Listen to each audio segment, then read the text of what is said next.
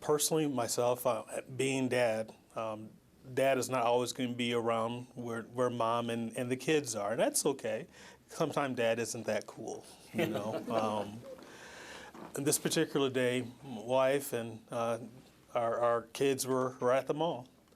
And for myself, I was home with a personal illness, so it's okay for dad to be home that day. Needless to say, getting a phone call out of the blue with the 3 words from my wife screaming, "Kay has been shot," is something that I would never dream of my daughter experiencing or my wife even saying.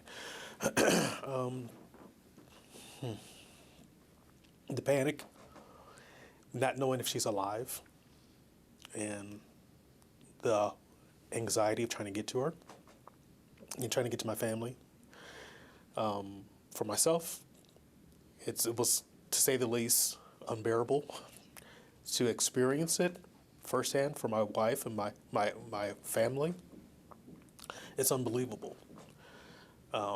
It's a horror movie that we're living every single day. Hearing our daughters explain of how they were shot at and one of them being hit repeatedly is unnerving. It's gut-wrenching. Hearing my wife trying to get to them in the food court and running back out because of all the people coming back out. Hearing her explain the sound of the repeated gunshots. Hearing her explain how she can smell and taste gun smoke on her palate. Hearing my daughter, younger daughter, minor child, explain seeing her sister getting shot, seeing bullets go past her with lethal intent. Hearing my younger daughter explain and try to grasp the gravity of watching individuals die in front of her.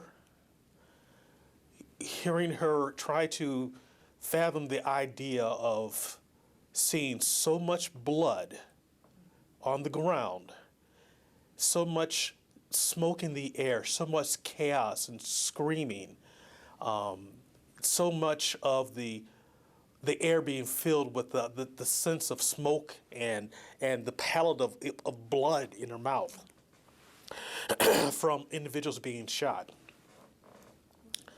And the one thing is not seeing anyone from Simon, not seeing anyone from Allied Security. That's the one thing that we haven't seen. None of them could say that. To have my oldest daughter receive immediate treatment from a bystander who just happened to have medical training, that is probably the best scenario out of a bad situation. Someone with a sweatshirt or a scarf to making a makeshift tourniquet to stop the bleeding. Hearing my oldest act like to play dead on the ground so she wouldn't get shot at again. That's what my family's been living. And we haven't gotten to this point by lightly saying, hey, we're doing this on a whim. This is over a year, almost a year and a half now of figuring out what makes sense. Lots of sleepless nights and waking up tired. Lots of trying to get rest during the day and tossing and turning.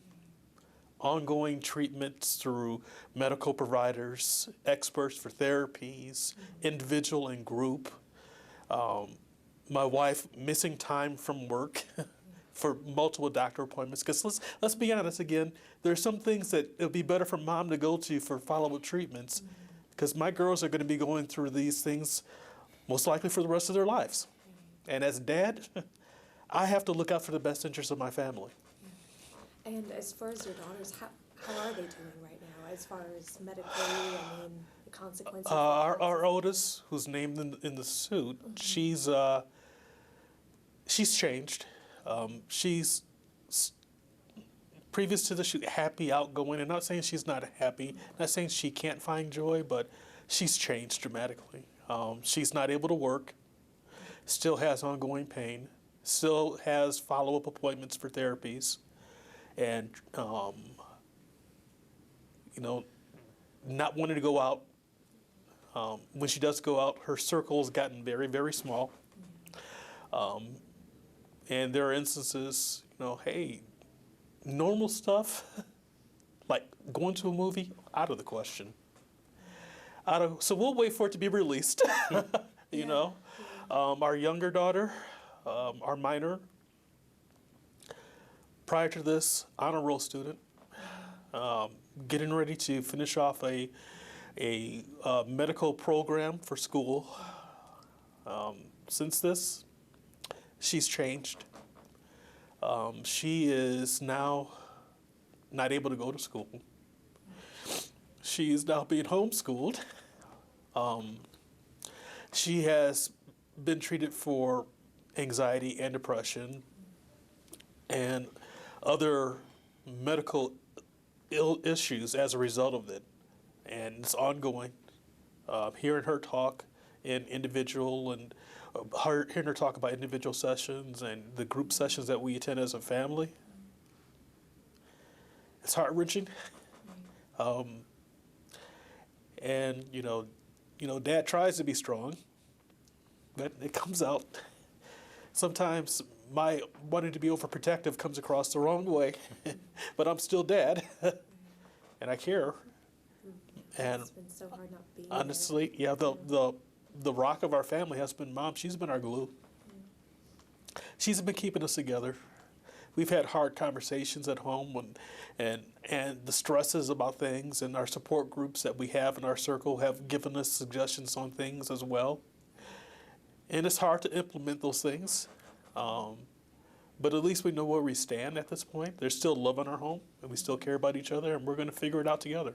Right, do it together. Thankful to have each other. And how old are your girls, if you don't mind telling me? So, let's see, our youngest is 17. Okay. All of our kids are separated by 3 years. Oh, really? So 17, Okay. And then our oldest is actually 23 now.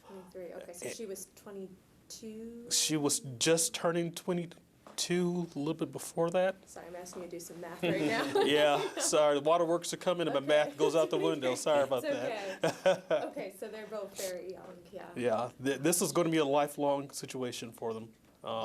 I'm not saying I'm over the hill, but I'm in my 50s, and I look back to say, boy, if only to be 30 again. My kids haven't reached that time yet, and I still see them. I still see them as kids. Still see. I know you're the one that protects them. So yeah.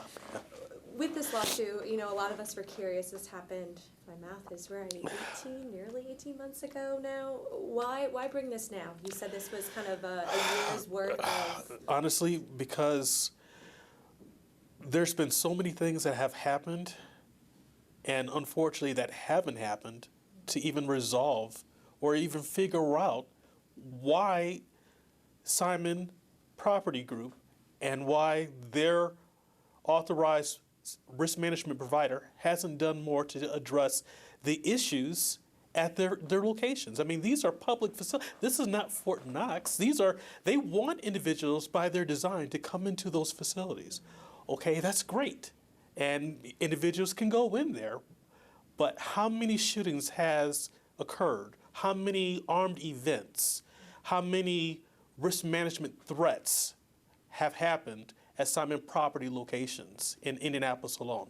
I can think of at least 3 or 4 in the past year. So that tells me, hey, you take the data point that happened last year that impacted our family directly.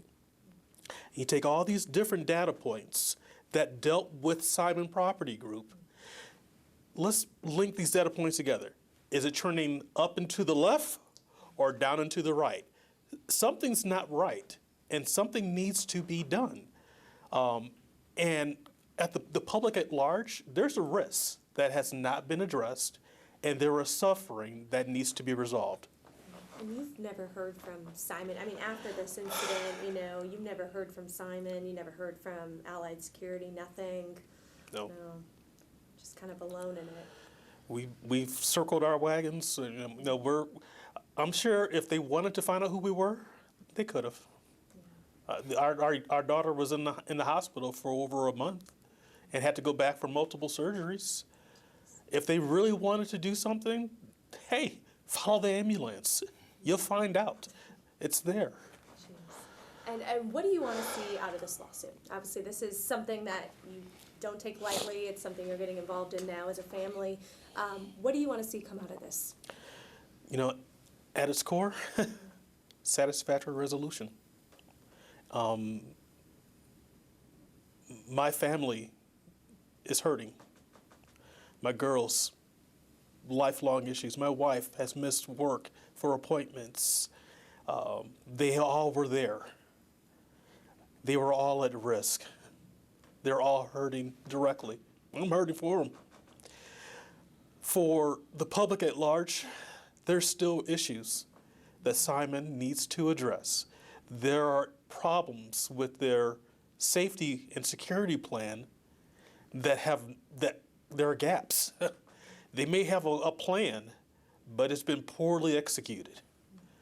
That's pretty much it. I mean, risk management involves, okay, minimizing risk, but when there is a imminent threat or an actual threat, an event, okay, now we go into overdrive to get these things resolved.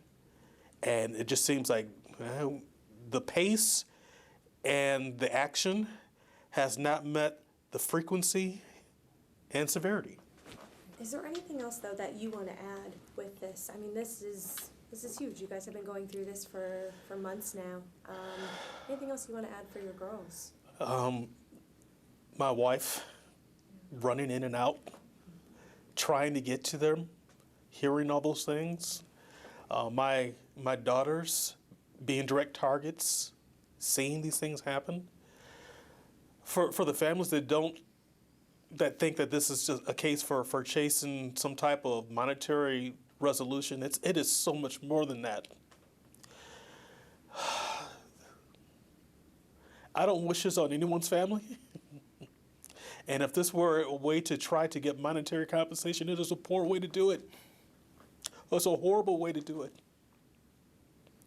But my family's hurting. And other families have been hurt. And honestly, other families are at risk because nothing has been done to resolve these issues. You want someone to be held responsible. Satisfactory resolution. So this doesn't happen to any other family, what you guys have been going through.